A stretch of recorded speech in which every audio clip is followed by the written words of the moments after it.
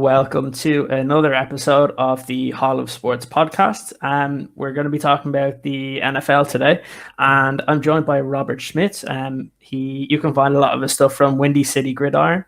I have been following you for quite some time and have enjoyed some of the videos and stuff that you've done. It's always been kind of good entertainment anyway. How are you doing today, Robert? I'm doing well. It's 4 p.m. over here in the States, and I'm excited to talk about football. It's funny, it's been almost a full week since the last Bears game, so my hairs are starting to stand up because it feels like that pre-game day kind of moment. But of course, I've got to wait 3 more days, so my internal rhythm's off. But that doesn't mean that my analytical ability is. So I can't wait to get in the game.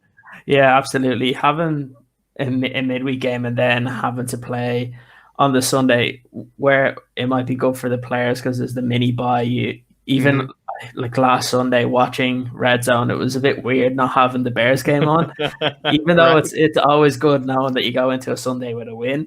But again, it kind of throws you off a little bit. Absolutely. I'd say it's good for the players. They'll get a bit of a rest for those few days before they kind of kick back into it. 100%. Yeah, so what we'll start today is kind of just a quick recap of what we saw last week now, with the 2019 win over the Tampa Bay Buccaneers. For me personally, before the game started, I wasn't sure what to expect because you were seeing a very, very inconsistent offense, and then not the defense that we were kind of expecting. We thought that they might have done a little bit better in terms of their consistency. We've seen that I think Eddie Goldman has been a big issue in the run game, but I think for me in that game was the first time we probably saw some of the signs of that kind of 2018 defense with Khalil Mack. So what did you see differently about kind of the defense against the Buccaneers compared to kind of some of the previous games where I think more people have complained a little bit more about the defense? So it's funny because, believe it or not, what I saw from the defense against Tampa Bay was almost nothing different than what we've seen against other teams. It just finally worked out better. I mean, Khalil Mack has been a monster this entire season. He's just been the quietest monster in the NFL because teams are throwing it so fast that the only time he was able to get any quarterback hits in was against Atlanta and one point in the Giants, where I keep thinking like all the 3-letter acronyms. So I thought the G and went to Green Bay. Not Green Bay, where he gets the Giants. He didn't get blocked on one play and cleaned up a quick sack right there. But so, of course, he comes alive against Tampa Bay, against Tom Brady, and ends up stalling 3 drives basically by himself, which is awesome. But outside of that, the rest of the defense was also playing up to snuff.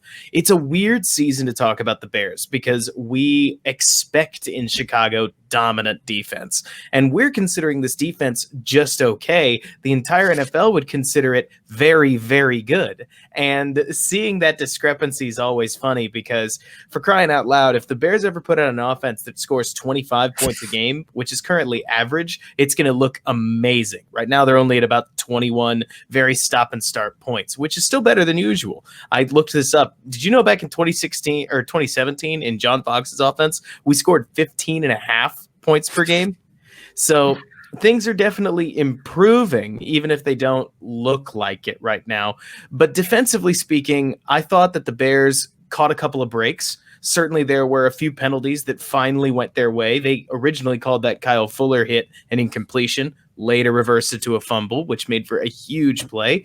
And outside of that, their pass rushers just came through when they needed to. It was a very good game overall. I mean, anytime that you stop the opposing offense in today's NFL on 4 downs to end out a game, your defense must have done something right.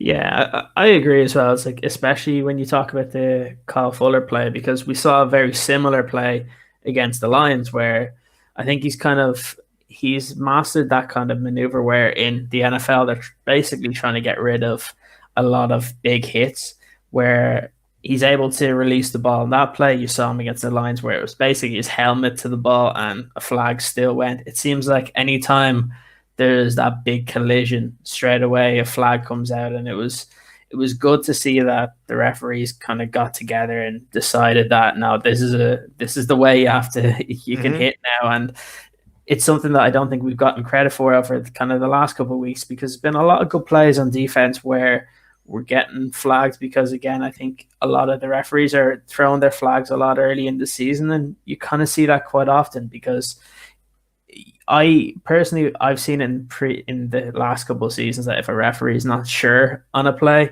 they tend to throw the flag, and because then at least then they can kind of talk about it to the other officials, because if they don't throw it, then well, that's the play. They just have to continue.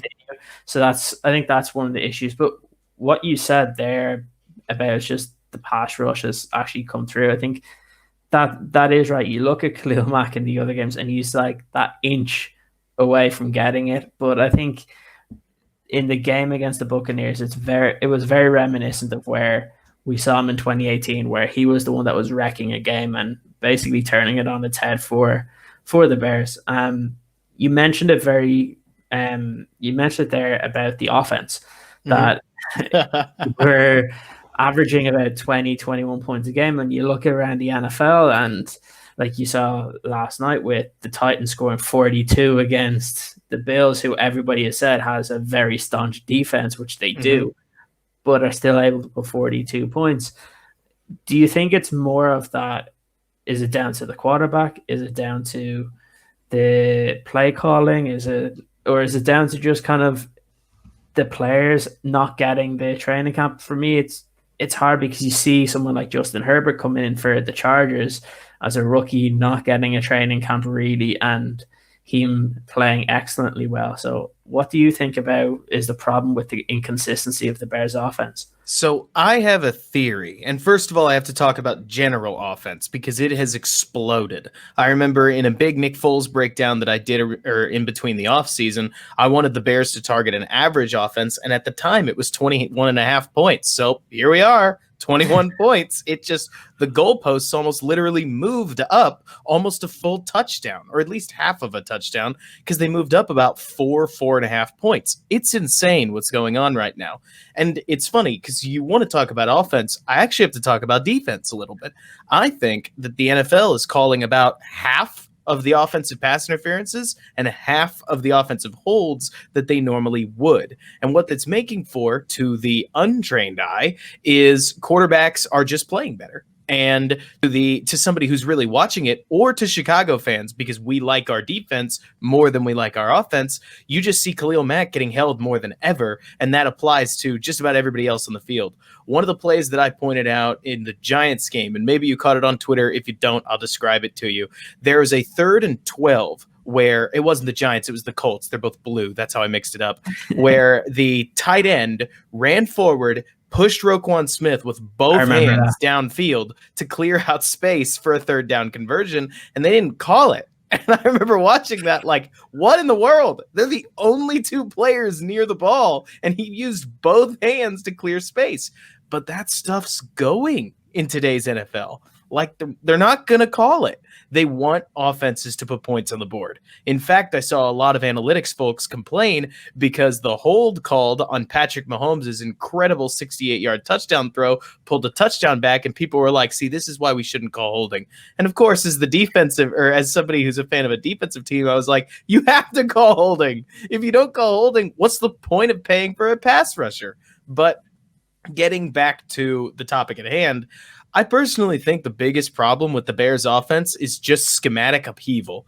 Mitch Trubisky works in a very different offense than Nick Foles works in, and I kind of got the impression that Matt Nagy wanted to trot out the Trubisky scheme that was, if you remember, run heavy, play action, just to kind of prove to the world that it wasn't going to work long term. And Trubisky left a lot of points on the field.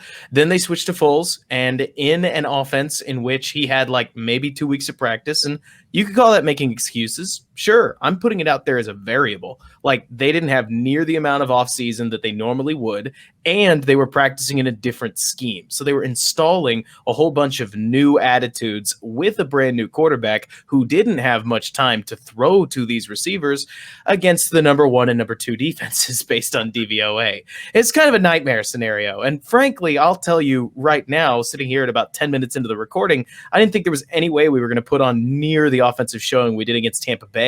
And even then, we left a ton of points on the field. I hope I'm not jumping the gun on anything. But one of my favorite things to point out is that if Foles hits a layup to Allen Robinson 3rd and 2, the Bears probably get a field goal. So that's 3 points. Then if Allen Robinson doesn't tip an interception into a defender's hands, it's 2nd down sitting at around the 38. If they pick up any yards at all, they probably get at least another field goal. So we'll be conservative. We've changed 2 plays. We've added 6 points to the board. If Foles and Mooney are on the same page, because I can explain that in a little bit, but I'm pretty sure it was a chemistry issue. Either way, it's something that's got to change in the future. That's a touchdown. Add 7 points. We've now added 13 points off of 3 plays. And if right tackle Bobby Massey holds his block in the early 4th quarter, just a little longer, Foles probably hits Cordero Patterson in the end zone for another extra 4 points because we kicked a field goal. That's 17 points. That would mean 37 points. And I haven't changed anything other than things that are very easy to fix and entirely on the Bears offense. I didn't move a Tampa Bay defender. I didn't magically wave my magic wand on something. I'm talking about 4 players who screwed up 4 plays that were there for the taking, and Matt Nagy's offense with Nick Foles could have scored 37 points on Thursday night. And that's, again, without changing any of the other litany of offensive issues we had. All this to say, comparing that to the 3-point day, more or less, against Indianapolis, that is a huge shift, and one I didn't think the Bears were going to be able to make in just a week. So even with a whole lot of plays that they botched, they came away with 20, just enough, and it's super exciting because now the Bears sit at 4-1, you know?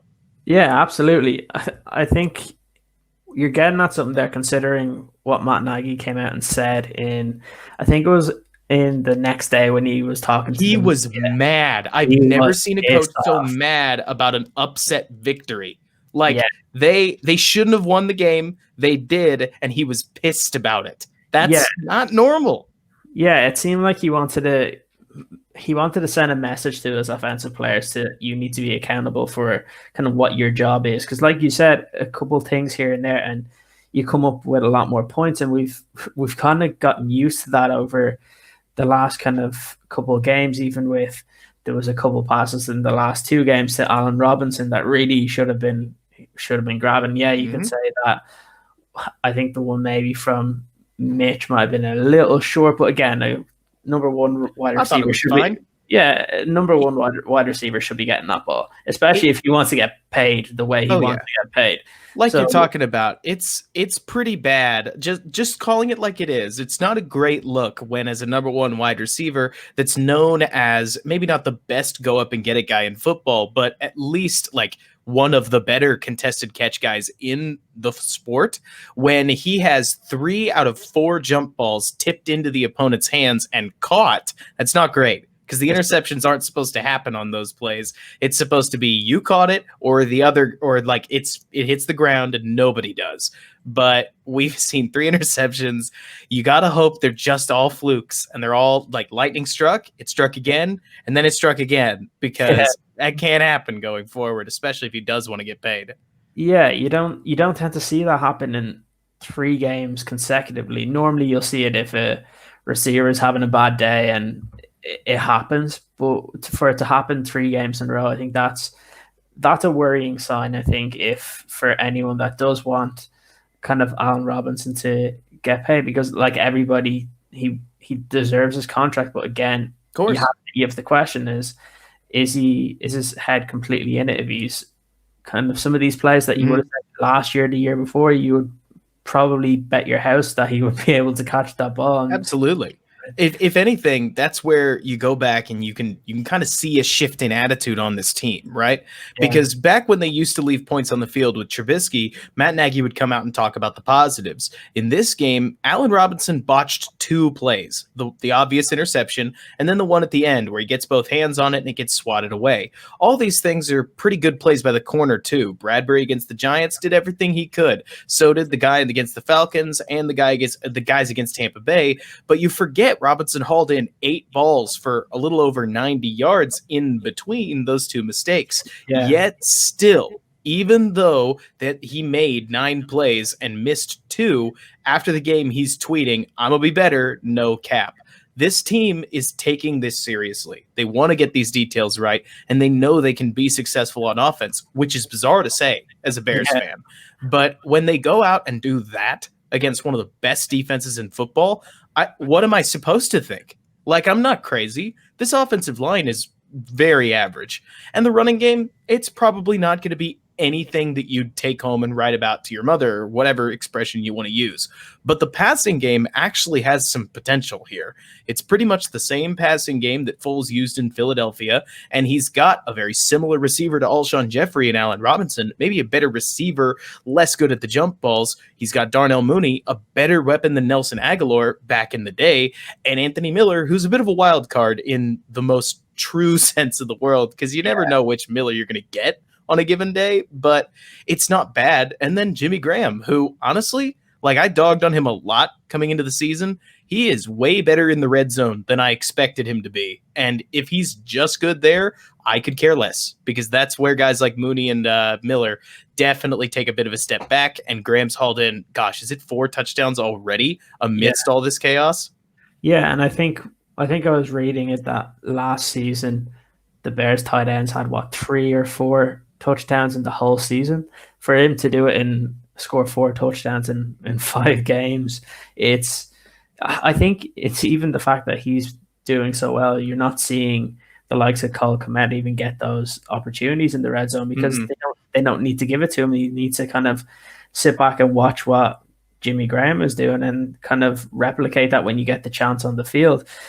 You mentioned a little bit there about, because I can agree with you that you see kind of the small improvements in the passing game, and that it's not quite there, but you can see it getting better. Where I think a lot of people have a bit of anxiety in terms of the offense, originally would have been the offensive line before the season, but you saw the likes of James Daniels and Cody Whitehair play very well. But then James Daniels, I think he tore his pec and he's out for the season. And also we've seen with Tariq Cohen going down in the running game. Those are 2 big issues if they can't get that fixed, because even if the Bears are able to win a couple more games, get into the playoffs, you're not going to do much if you can't have a balanced attack. So what do you think that they're going to have to do to try and circumvent some of the problems both in the running game and with the offensive line? Right. So there's a lot to say here. And the first thing I'll say, just to make sure we start on a positive note, is that you're not facing Vita Vea and DeForest Buckner every single weekend. Yeah. So the 2 Bears defensive lines that the Bears just went toe-to-toe with are insane. And you don't have to deal with that every weekend. But as we've seen, you can pretty much chalk up Charles Leno for at least 1 blown play when he's facing elite guys like Shaq Barrett and Justin Houston, because that's how it works. That's not even me trying to slight Charles Leno, that he's an average left tackle. They're well above average edge rushers. They're going to get a play or 2. That's very normal. And you could pretty much propagate that across the entire Bears offensive line. The trouble against Indianapolis that I saw was that the Bears couldn't generate enough offensive line time to create any opportunities downfield. The only one they successfully converted on, I guess 2, were the throw to Darnell Mooney, where I believe Foles threw it while getting hit, and the defensive pass interference to David Montgomery. They tried 6 others and none of them worked. But if they couldn't get downfield, they couldn't move the ball against the Colts. Against the Buccaneers, thank heavens they kept blitzing Foles. Seriously, as silly as it sounds, because I'm sure you've done the same thing, you can go back and watch this Bears game, and there's almost no individual play that's really going to impress you from the offense. It's why I think people walked away and said it was kind of a bad day for the offense. Not really. They're whether it was Foles or Nagy or both, I'm just going to give them both credit for this. They were dialing up easy stuff the entire game and moving the ball pretty much with impunity in the first half. And in the third quarter, and I'm going to talk about this later in a breakdown I'm putting together because it's really complicated, but Todd Bowles basically changed his defense's foundation and completely stymied the Bears offense. That's also when James Daniels went down and Vita Vea ate Alex Barce's lunch. Yeah. But to get back on topic, the positive thing that you can look for is that Matt Nagy so far seems to be a pretty good offensive mind. As weird as that sounds, because he's never had an offense that I think is any better than like 20th in scoring. He has been working with the pieces that he has, and he's produced as much as he needs to produce. His winning record is no joke. And I say that because when you go back to even the Rams game, as if a lot of offensive coordinators had that Bears offense against that Rams defense, I don't think they find a way to even get into position to put Santa's sleigh on the board. There are a whole bunch of different drives that I could point to throughout the last 3 years of the Bears where it would take a good offensive mind to score at all with the tools that the Bears had. They're not a ton of points. I'm not about to pretend that this has been a healthy offense, but it's been an offense that's lacked a lot of ability to do anything from a talent perspective, and he's milking out what he can. I think that's a good thing. A lot of people want to criticize Matt Nagy, and I point out, and I'd like to just put this out there, isn't it a more positive thought to say we've got a pretty good offensive head coach that's working with not an incredible crop of offensive talent, and he's going to do the best he can? Because that's better news in the long term than saying we've got pretty good offensive personnel and our coach sucks at using them. I just don't think that's the case, especially for a town that loves to run the ball. But anyways, last point before I give it back, because I know I've been talking for a while. The Tariq Cohen and James Daniels losses are undoubtedly big. I'm not about to kid around and say they're somehow small losses. Tariq Cohen is, in my opinion, the second best or first best weapon on the team, depending on how you define it, because the other one's Allen Robinson. And where Allen Robinson's effective deep, Tariq Cohen is effective short. And I couldn't wait to see him with Foles at quarterback, and we had that stolen from us. It's a huge bummer. Outside of that, James Daniels has been one of the primary features in this new offensive line in terms of his play at left guard and the amount of space that they've been able to generate from the interior. So obviously we lose that and we get Alex Bars. And I can't really tell you anything against Alex Bars because he got destroyed by Vita Vea. Welcome to the NFL. Everybody's getting destroyed by Vita Vea this year, and it's a bummer he got hurt. And then he actually held up pretty well against Ndamukong Suh. So he's somewhere between there, I guess. And we'll have to let time tell itself. But what I would say is that everybody in the NFL, you've heard it before, everybody in the NFL this year especially is dealing with some monstrous injuries. There's a decent chance that the Bears are going to face a Carolina Panthers defense that already doesn't rush the passer as well without Brian Burns. Chandler Jones is lost for the season. I mean, there are tons of these guys across the NFL that are all hurt all over the place. So the Bears, frankly, the injury luck was about to end at some point. Here they are at 4-1 with the opportunity to figure out what they're doing. And thank heavens they're not still running a play action inside or like a play action run based attack, because if they were, this would be a way bigger deal. But given that you can pretty much book the Bears for 22 short throws a game, that takes the pressure off a little bit. And Alex Bars or whoever it is at left guard just has to deliver on a few key plays a game. Yeah, completely agree. And I guess just because of the way the news has gone, I think people would shoot me if I didn't ask the question, is with all the news going around with Le'Veon Bell, is that even something that you think that the Bears should consider, or is it something where I think they have to stick with the kind of running backs that they have at the moment? Because again, the last time we saw Le'Veon Bell be very efficient as a running back, you saw him behind the Steelers offensive line, who were really good. Who were excellent. And the differences we see there from Montgomery a lot of the time getting hit in the backfield. I'm in between here because you have Le'Veon Bell and he's a weapon, which people have to where defense has to accommodate for, and they have to be able to game plan against. But also, if Montgomery's not in there, at least you have another pass catcher. But then bringing him in, what does that tell David Montgomery going forward? Does it say that the team believe in him? Because again, if you're bringing in Le'Veon Bell, you're basically saying that if he can prove it, that he's probably going to be the one you would want to kind of keep, because he's the kind of big name at the running back position. For me, I think David Montgomery is great, and I do think we need a bit more depth at the running back, because I don't believe in Ryan Nall. Don't blame you.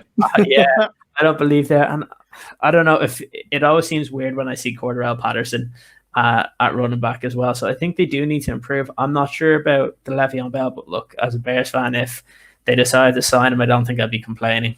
So I think the bright side here is that we're not talking about some schmuck that I think is a good player. Like the Nick Foles sale. This is a perfect example. I think Nick Foles is criminally underrated. I will put that on the record. A lot of people have talked about him like he's the best backup quarterback in football. You guys are nuts. He's like the 18th to 24th best quarterback in football. And the only reason he hasn't had a starting gig is because he's definitely not a top half quarterback. And people are willing to play guys like, it's hard to pick out people because I used to say Baker Mayfield and Josh Allen and look at them both. But it's people will be more willing to play the Sam Darnolds, the Mitchell Trubisky's, the guys with potential over defined, not very good starters like Ryan Fitzpatrick or Case Keenum. Other perfect examples of this not great, barely good club of quarterbacks that get tossed around the league all over the time. Another way to put it, they're too expensive to hang on to, but they're too cheap to pass up on at whatever value they're at. But anyways, back to the point.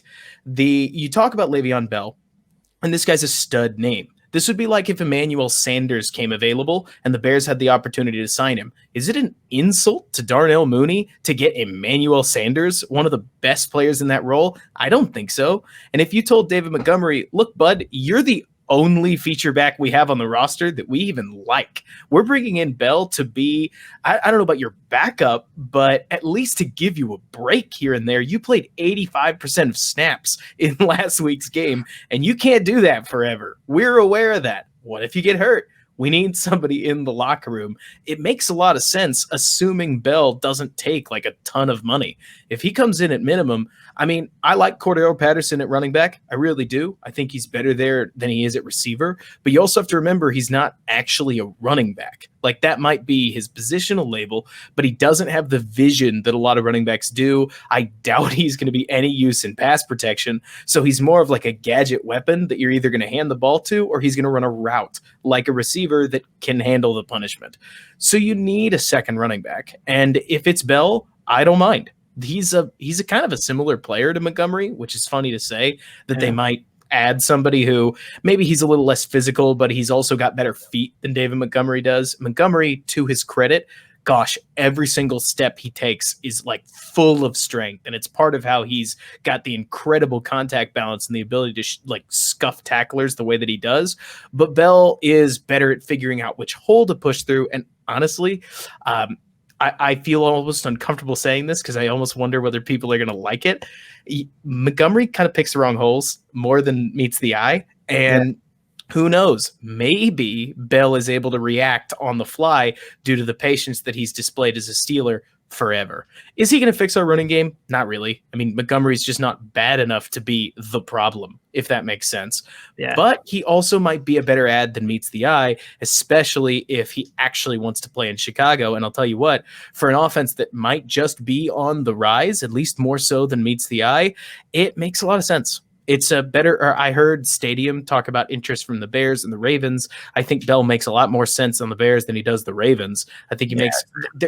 Basically, it almost comes down to like every other name that I've heard Bell tied to makes less sense than him getting 8 to 10 carries in Chicago. So why not? Right? Yeah, and I guess the interesting one, just before we came on, I was reading some of the quotes that came from the Nagy press conference, and the fact that he even answered a question on Bell was interesting because you heard a couple different times when Leonard Fournette got released earlier on the season, he didn't talk that way. He didn't talk about it. And then for this one, he said, well, that's all up to Mr. Pace. So again, I think it's one of those where they're probably interested. If Bell is, it's a chance that it could happen. Like I said before, for me, I think it's another offensive weapon. And when an offense that doesn't have loads and loads of offensive weapons right now, the more you can bring in, the better it can be for an offense that's really trying to find its feet. And like Nick Foles said, that the fact that they're winning now, even if it's ugly, is good because sometimes it takes a while for that kind of chemistry to build and kind of build throughout the season. a lot of the conversation you hear around the offenses, it's always kind of on the negative side, but at the end of the day, we are still 4-1. It's the weirdest feeling, I think, for amongst Bears fans, because when you talk to someone, it's almost as if we're 1-4 and not 4-1. And for me, I'm at the point, especially with everything that's gone on with the pandemic and the fact that there hasn't been training camps, is that you're going to see ugly games at the start of the season. Of course. We saw that anyway. Usually you would see it in about 2 games. The first 2 games are kind of, you don't really know who the good teams and the bad teams are, but then after that you see it. It might just be one of those seasons where it's stretching a little bit more. But again, I think we're coming into kind of a tough stretch. I think in the next couple of games, the Bears probably need to win this weekend, because you look at what comes after that with the Rams, you have the Titans, and you have the Saints. So kind of going forward, how well do you think the Bears can do? Thinking back to where they are 4-1 now, do you think that they can continue to kind of build on that record, or do you think it's going to be a tough time over the next couple of weeks? So it's undoubtedly going to be tough. I mean, it's the NFL, and I like to think of teams in you can split it between like 3, 4, or 5 tiers depending on where you want to put them. I like tiers more than I like numbers, because what does 17 versus 18 mean? And you get the idea. The Bears are, in my opinion, a team right now that's either dead center, so they're just okay, or they could be pretty good. And a lot of that depends on what's going to happen on the offensive end. But we can't really predict that. We can take a guess, but you're either going to be really positive and say, it's going to work out. This passing attack looked like it had legs. And if you put them against other secondaries that aren't ready for it, who knows? They could surprise you. Or you're going to be negative and say, it's Matt Nagy and I hate him and his offense sucks, so we're going to suck and it's going to suck.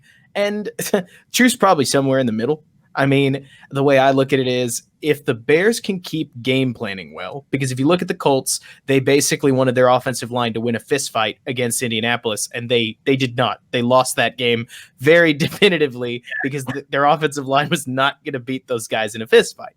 Against Tampa Bay, they had the right game plan, and you could even go even further and say Todd Bowles had the wrong game plan, because he kept trying to blitz Nick Foles and do what he would to normal, like, more harryable quarterbacks. And Nick Foles, that's like the one thing he's good at. There are a lot of things he's good at, but I'll simplify it and say handling himself under pressure doesn't bother him. And he threw through the blitz all night long and made it look really easy. So much so you may not have even noticed they were blitzing him on roughly 30% of plays. But moving forward, the miracle scenario is the Bears win 3 of 1. Or the Bears win 3 of 4. The better scenario, like they do good, is that they win 2. What they need to do is win 1. And I don't know where that comes from, because like you're saying, the Panthers are a team on the rise. Like, this is a tougher game this week than it looked like it would be 4 weeks ago. But the Saints are a team going in the other direction. They're going to lose eventually. You can't keep this bubble up where have they lost yet? I think they lost the Packers. So Are they also 4-1? Because they just squeezed one out against the Panthers. And in the NFL, if you're not that great, eventually it's just going to cut the other way. They get the Saints at home.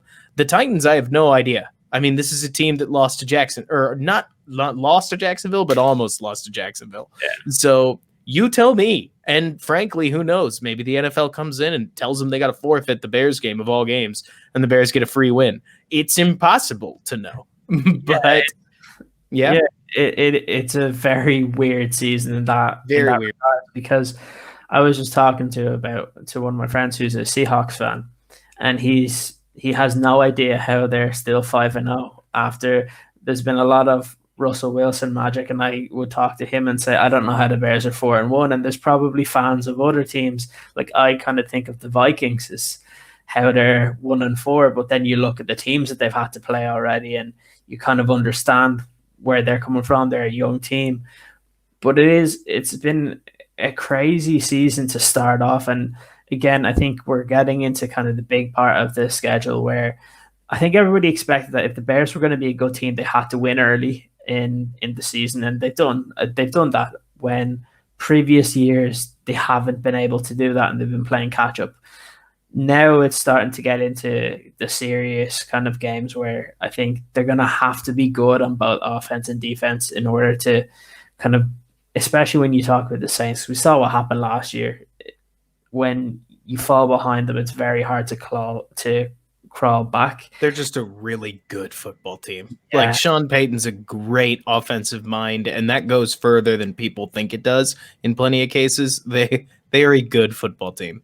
Yeah, exactly. So it's one of those that I think it's just going to be a tough one to kind of think of what's going to happen. Like for me, I go between it for the Panthers game, and it goes to what you said as how the game plan, because you see the Panthers, their run defense have struggled in recent weeks. And it's somewhere where the Bears are going to have to be successful, and if they're not, then it's going to be a difficult day. Now, I read beforehand that both that you were saying that some of their pass rushers were out, but I think Kawan Short as well was not attractive. So if the likes of bad run defense got worse, yeah. And a lot of it's because of the defensive style they play. I think they keep 6 in the box, which normally, you've heard the term front 7. So It's a light box. It's what I will say is the Bears did the kind of unbelievable, right? You talked about how they had to be good early. Well, not only did they have to be good early, but I thought it cost the Bears. I'll put this on the record, and feel free to take it up with me in my DMs or publicly. I don't care. Like, I will explain to you exactly why I think this. When Mitch Trubisky was announced as the starter, I figured he'd get a 6-game leash because there was no way he could lose to the Lions and the Giants, meaning that he'd get a couple of games that he could lose and stay the starter, and then he'd lose again, but then he'd win again, but then he'd lose again. And I figured Nick Foles' first game was going to be lucky him against the Rams. And I was like, great. That's a terrible first game for anybody. But the point is, the Bears navigated the Trubisky waters without losing. Then they switched, still not losing, played the best 2 defenses in football on no practice, won one of them, and now they play the Panthers.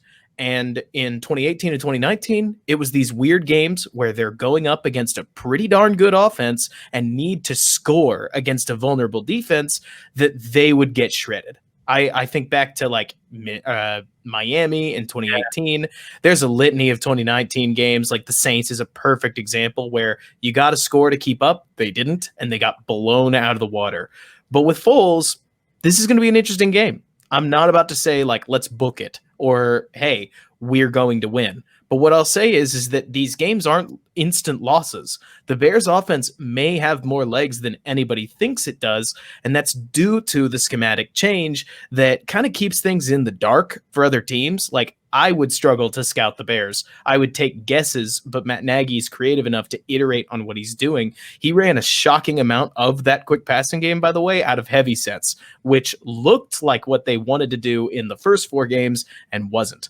So he's good at what he does. I'm excited. And if this Bears offense can push average, maybe even ever so slightly above average, this could be a much more dangerous team than meets the eye, because I think that'll energize a defense into making plays. And I don't know about you, but when I look at this defense, I'm amazed they haven't taken the ball away anymore. And part of me thinks that those turnovers are coming. It's just a matter of when the dam breaks. Yeah, I agree, because they've gotten close on many times. You look at, I can't remember what game it was. They even had one ripped away due to penalty that had nothing to do with the play, in a sense. Like, Khalil Mack forces a fumble, and as the quarterback's going down, he gets hit by another player who's just trying to make a play on the quarterback that he didn't realize was going to get hit a split second earlier. That and the Eddie Jackson pick six that came back. Like, they've had 2 turnovers taken away by penalties, and you got to think that it's going to swing the other way, that those are going to start counting like we saw in Tampa Bay. And if they don't get that turnover in Tampa Bay, I don't know if they win the game. So the more that you can see that offensive and defensive harmony and synergy, the better this team's going to be. Yeah, exactly. I guess the other one was, I think it wasn't the Bucs game. It was the one before that, I think, was when the ball went up in the air. The Mac interception. I don't know how he did it. It was probably the easiest play he would ever have to make in his life. And he didn't make it. I'd say if there was an offensive lineman right there, he probably would have caught the ball. But, yeah, again. Nasty did for that 4th and 1 conversion. Yeah, exactly. But I guess the other thing is the other storyline that I think we'll probably hear about is Teddy Bridgewater because again there was a lot of links with him to Chicago to start. How do you think he's done early on in the season? Do you think that's a big thing that the Bears are going to have to be wary of? Because again, some of them might kind of know him back from when he was in the division, but again, that was a while ago. They played against him last season when he was with the Saints. So in terms of how he's done for Carolina, is that a big thing that the Bears are going to have to worry about on defense? So this is going to be really interesting because the Bears like to play a lot of zone, and the entirety of Carolina's offense is built around attacking zone coverage and shredding it with two guys that, I mean, they are tier one yak wide receivers. Robbie Anderson and DJ Moore, when they get the ball in their hands, are in much better than they are, frankly, before the catch. And that's not even an insult. That's me trying to just point out how good they are after the catch. The bright side here is that Jalen Johnson is better in press coverage, and generally you would hope that if he can stay with one of these receivers, hopefully more because Anderson's real good, that they would be able to limit that yak a little bit. And if Tashaun Gibson and Eddie Jackson can make plays tackling, that'd be great. The trouble is that you're already laughing because putting Eddie Jackson and tackling together isn't really what you want to do. Eddie Jackson is incredible before the ball is thrown, while the ball is in the air, and once it's caught, he becomes a very regular mortal. But you take the bad with the good. And the hope here would be that the Bears are able to get to Teddy, to force the ball out a little sooner, and to make the tackle underneath, which, for instance, that's Buster Skrine's whole game. You don't want to leave screening coverage for forever, especially on multiple cuts, but he's okay when he has to just eat one break and make the tackle. He's okay when he has to defend a guy flying down the field on a vertical route, and that's all right. So how's this defense going to do overall? I don't really know. I've seen a lot of creativity from Pagano, but this is one of those games where I've gotten burned in the past for saying the defense is going to do well or the defense is going to do badly. And the truth is that Pagano could come out with a totally different look that focuses on man coverage for a specified offense that plays the game differently. And if he did, I think that'd work pretty well. I think the Panthers are still going to be able to score, though. Wouldn't be shocked if they put up 21, 24 points. So the Bears offense needs to breach that number. This needs to be a good day from the Bears offense because I doubt, and hey, I'd love to be wrong, that the Bears are going to come away with 3 picks, a forced fumble, and a touchdown on defense. You know what I mean? Yeah, absolutely. So just to kind of finish up with the conversation is I'm going to put you on the spot. I'm going to see what you have for your prediction for the game at the weekend. This game, I will take the Bears. Let's go 31-25. I don't know how the Panthers would get to 25, but that's the number that comes to mind. And while that might sound ridiculous to Bears fans, remember that that's actually a much more average score than it looks like nowadays. And I don't know. It's weird because I've just now seen the Falcons, who are not a bad offense. They put up 10 points, 14 points against the Panthers. And the week before that, the Cardinals, led by Cliff Kingsbury, who I think is a lot more creative than meets the eye, put up 14. So not great days from pretty good offenses. But I've got a good feeling about this one. I mean, the Foles and the Bears just got challenged by Matt Nagy. They're ready to roll when it comes to trying to put things together. They were so close against the Buccaneers, and I am ultimately a Bears fan, so yes, I'm probably going to pick them to win in any tight game. I think that they come away with this one and surprise some people, and at that point, if they are 5-1, they're going to start to turn heads as, are they that fraudulent, or were they just in the oven for 5 weeks? And I'd love to see that if it happens. Yeah, you mentioned a couple of the videos that you were doing and kind of analyzing. You were mentioning with Nick Foles. Where can people find those videos? You can find me at Run Pass Opinion. It's spelled like it sounds on YouTube, where I do weekly game streams. So if you join me at 9 p.m. or afterwards, I'm walking through and taking questions on the Bears game and my thoughts on it, walking through just about anything you could want. You can find other stuff there. I'm going to try to fit whatever videos I can in, but those take a lot of effort. And given the turnaround speed of the NFL, where film comes out on Tuesdays and most people want a video by Friday, it's just not realistic, given how heavily I like to edit things and make them as good as they can be in short. That's the idea. So we're doing the streams instead for now. And I think it's great. And then come the off season, stick with me and I'll hit you with a whole bunch more old school video content.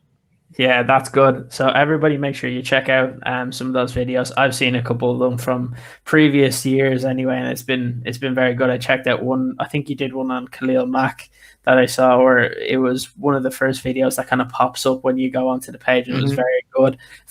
The editing, I think, is excellent on it. Thank you. Yeah, so just for everyone, like, subscribe, and even go and subscribe to Robert's channel over there, and you'll see a lot of good content coming out, especially if you're into a lot of the kind of analytics and analysis of quarterbacks too. So thanks for joining me today, Robert. Thank you. Happy to be here. Yeah, it was a great chat. Thanks for this week.